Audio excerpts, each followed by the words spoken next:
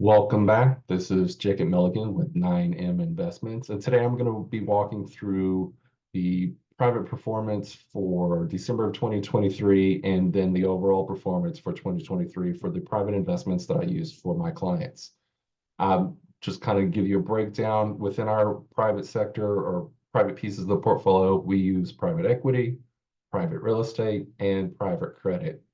Jumping down into the numbers for 2023 in December of 2023, starting with the REITs, the private REITs. Currently, I use Blackstone's REIT and Nuveen's Global City REIT. This year, 2023, was a rough year for the REIT world. Public REITs were down over 6%, but the private REITs were also down as well.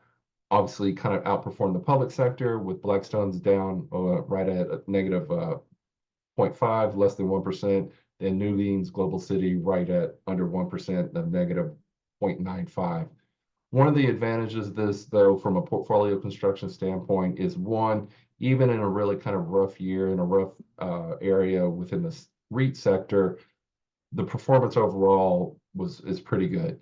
And you still get this dividend, healthy dividend from Blackstone, 4.6, Nuveen Global Cities REIT, 5.56.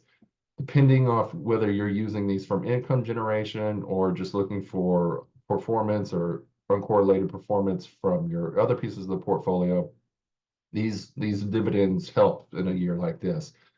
Not only that, but if you have these types of funds in a taxable account versus an IRA account, these dividends have great tax advantages. So Nuveen's Global Cities REIT is 100% tax-free, that dividend. Blackstone's 4.6% is 85% tax-free inside of a taxable account. Now, inside of an IRA or Roth IRA, you're not going to get that same advantage. Again, those accounts are, well, with the IRA, it's taxed as it leaves the account.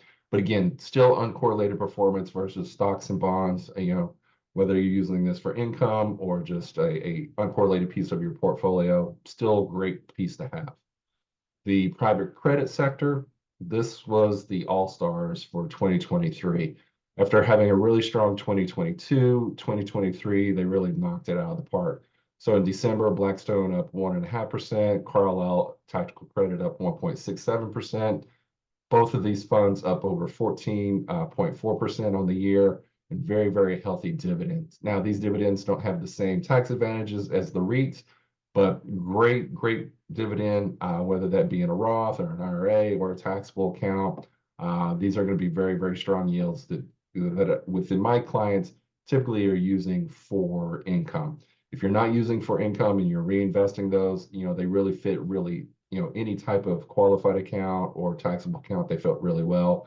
If you are using it for income, I typically like these types of investments within Roth accounts because you're going to take that dividend and bring it home, transfer it to your account tax-free.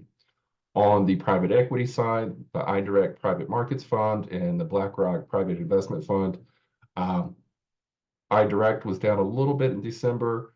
BlackRock's Private Investment Fund was up 3.77 for the fourth quarter.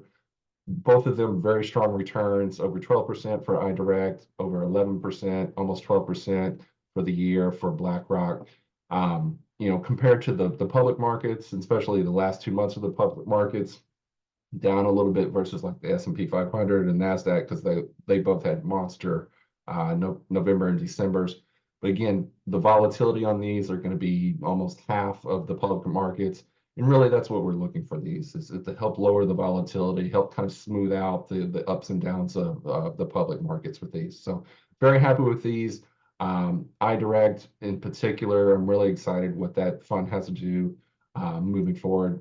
They have 3 powerhouse funds within this fund, KKR, Vista, and Warburg Pincus. The ability to pull from those 3 powerhouses and build out a fund, the funds, is a kind of an exciting thing moving forward. So again, very happy with the performance from private credit. Again, the all-stars of 2023. Equity, very, very happy with that as well. And then global cities, even though they were, or the public or the private REITs, even though they were down a hair on the year, still great outperformance versus the public REITs on the year, and still a great uncorrelated piece that had to have for your portfolio. then obviously, as I mentioned, some of the tax advantages with that dividend is really kind of hard to beat. So I hope this was helpful. If you have any questions, feel free to reach out and we'll talk to you next time.